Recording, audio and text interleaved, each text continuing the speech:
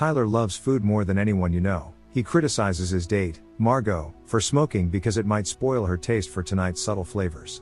7 more guests arrive at the docks. The restaurant is extremely exclusive, on a private island owned by a celebrity chef.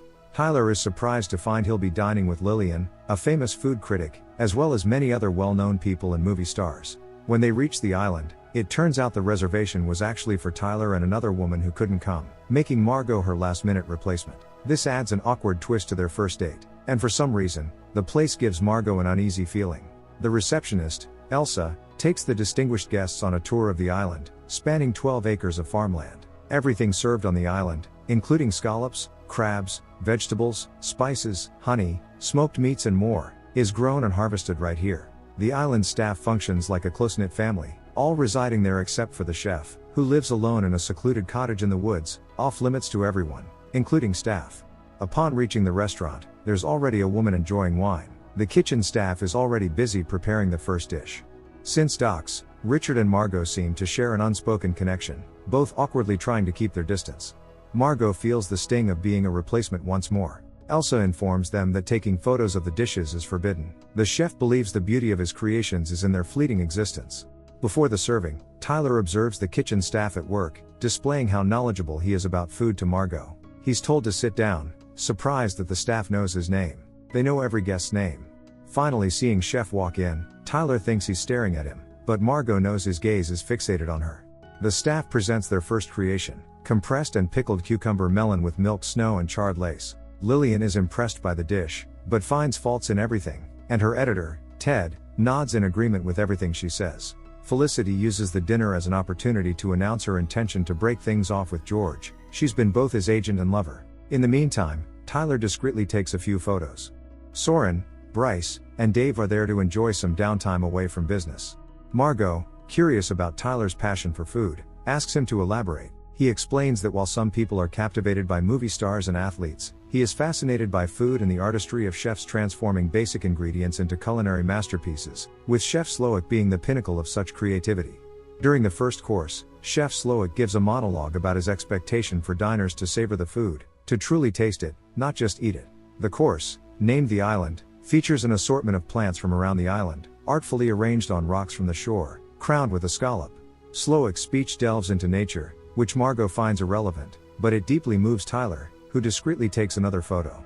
As the guests slowly consume their meals, it's clear their minds are elsewhere. Tyler hopes to impress Chef Slowick. Soren and his friends seek the experience. Lillian's criticisms don't quite hit the mark, and despite Richard and Anne's marriage, their silence speaks volumes, hinting at a hope that this dinner might mend their relationship. Oh, and Linda, she's Slowick's alcoholic mother. For the second course, Chef Slowick shares a piece of history about ancient peasants, who would dip stale bread in wine for breakfast, a staple for the common man. However, he reminds his guests that they are far from common, and thus, tonight's dish is a breadless bread plate. The diners initially think it's a joke, but they soon realize Slowick is earnest in his presentation. Lillian still manages to find fault with the mere accompaniments, while Tyler is in awe of Slowick's ingenuity, praising the chef's genius. Despite Margot's skepticism, pointing out that this isn't really food, Tyler insists that Slowick is crafting a narrative through his dishes. Bryce requests some bread, but Elsa politely declines. Despite the trio emphasizing their connections with the island owner and insisting on just wanting some bread, Elsa, fully aware of their status, still refuses to serve them any. Soren sighs in disbelief. Then, Elsa leans closer to him and whispers something unsettling, catching him off guard. In the midst of this tension, Margot hasn't even touched her food, and Tyler, determined not to let it go to waste, accidentally knocks over a glass. Chef Slowick approaches their table, curious about why Margot isn't eating. She frankly tells him that she doesn't view what he's serving as food, and despite his urging, insists she will only eat what she wants. Tyler finds her attitude towards Chef humiliating, taking his side over hers. The third course, Memory, takes a personal turn as Chef Slowick recounts a childhood incident of domestic violence, symbolized by chicken thighs with scissors in them. Each guest receives tortillas engraved with revealing truths. Lillian show restaurants she doomed with her reviews. Richard and Anne see their strained relationship and his infidelity. Tyler's depict his secret photos of the night. George is reminded of a regrettable acting role, and Soren's group sees fake company charges. Soren's threats of legal action are dismissed, underlining the chef's bold confrontation of each guest's vulnerabilities. Tyler feels disliked by Chef Slowick and aims to make amends. Margot, upset by Slowick's bold move of taking Tyler's picture, suggests rejecting the dish. Tyler sharply rebukes her, calling her childish and insisting she be quiet, then goes back to praising Slowick's culinary creations. Margot, deeply offended, retreats to the ladies' room for a smoke. While looking outside, Slowick confronts her, troubled by her disapproval of his food.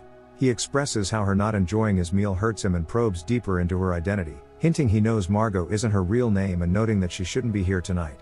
Margot, standing her ground, advises him to keep out of her personal matters. During the fourth course, the staff arranges a stage adorned with branches. Chef Slowick introduces this dish, named the mess, crafted by a sous chef. He commends the sous chef's talent but remarks that he doesn't match his own greatness. Following a kiss from Slowick, the sous chef is revealed as the course itself, leaving everyone but Tyler in shock. Slowick attempts to ease the guests' alarm, claiming it's all part of the exclusive experience meant to entertain. Lillian rationalizes the act as mere performance, yet not all guests are convinced. As the dish is served, Margot voices her confusion and concern, but Tyler, undistracted by the unfolding drama, continues to savor his meal and wine, fully immersed in the culinary experience. As Richard attempts to leave, the situation escalates dramatically when the staff intervenes by severing his left ring finger, serving as a stark warning to all guests to remain seated. This horrifying turn of events sends shockwaves of panic through everyone, except for Tyler. Unfazed by the chaos, Lillian and Ted still believe it's acting. Elsa summons Margot to the kitchen, where Chef Slowick awaits. He probes once more for her true identity. When Margot inquires if her honesty could spare her life, Slowick bluntly refuses, stating it would disrupt his planned menu. Everyone is destined to die tonight. He presents her with a chilling choice: die among the guests as a taker, or join him as a giver within 15 minutes. Amidst this surreal moment, her focus narrows on Tyler's oblivious inquiry about whether the next course will feature protein or vegetables. Her response: a slap. Tyler's concern remains fixated on the culinary experience, highlighting his alarming detachment from reality. Guests are served a simple cup of tea. Soren's attempt to escape by breaking a window fails when he discovers it's bulletproof, and Elsa quickly ushers him back to his seat.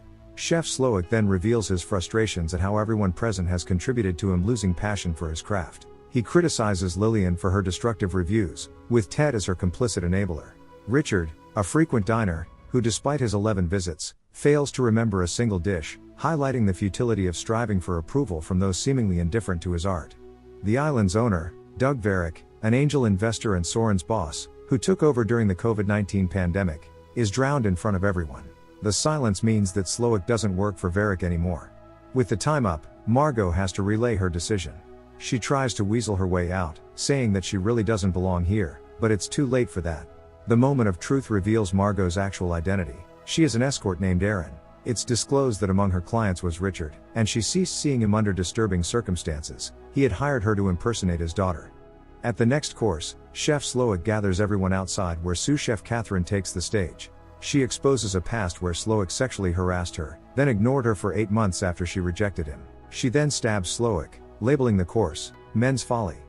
Slowick offers a chance to escape to the male diners via a game of cat and mouse, with a 45 seconds head start. The ladies join Catherine inside for the 6th course. Meanwhile, the time expires and the staff goes after the males. Catherine admits that everyone is dying tonight and it was her idea to begin with. Margot admits to knowing Richard and that her real name is Erin. Meanwhile, Tyler just can't help himself. Before long, all of the male guests are caught. Slowick pauses the deadly menu to address Tyler's situation, demanding to know his prior expectations. Tyler reveals he was lured by the promise of an unparalleled dining experience, one that would end fatally for all involved. He admits to hiring Margot, knowing she'd die, leading to her striking him in anger. However, Slowick sees value in Tyler's deep culinary knowledge, choosing to elevate him rather than condemn. He commends Tyler's expertise and invites him to demonstrate his cooking prowess, effectively incorporating him into his team. This twist sees Tyler preparing to showcase his culinary skills to the gathered guests.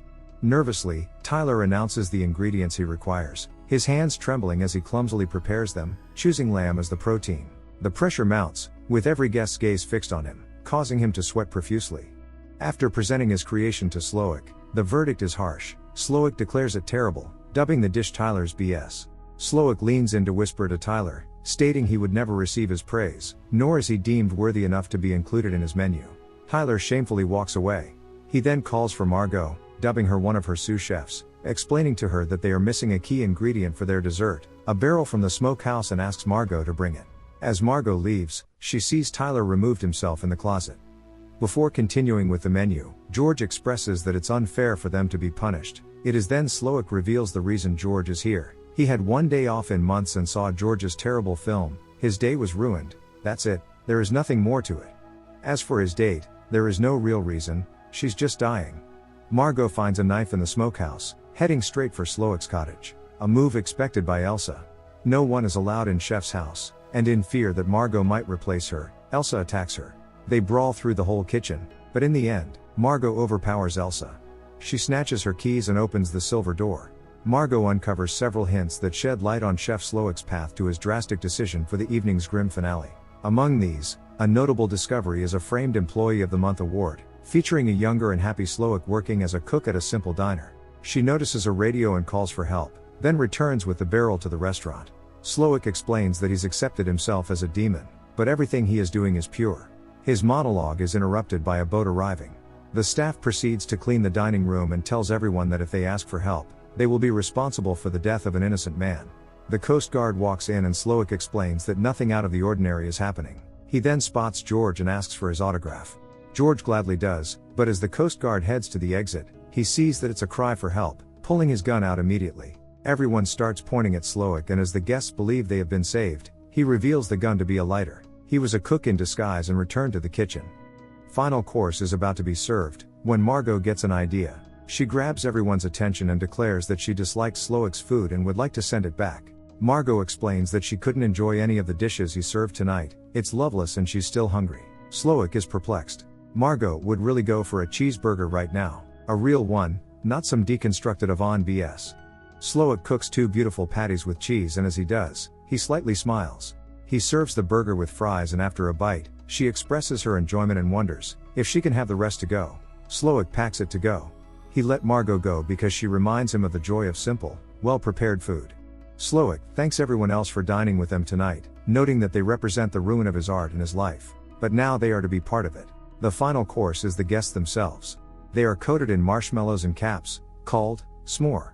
Slowick grabs a handful of charcoal and sets the dining room on fire, together with the kitchen.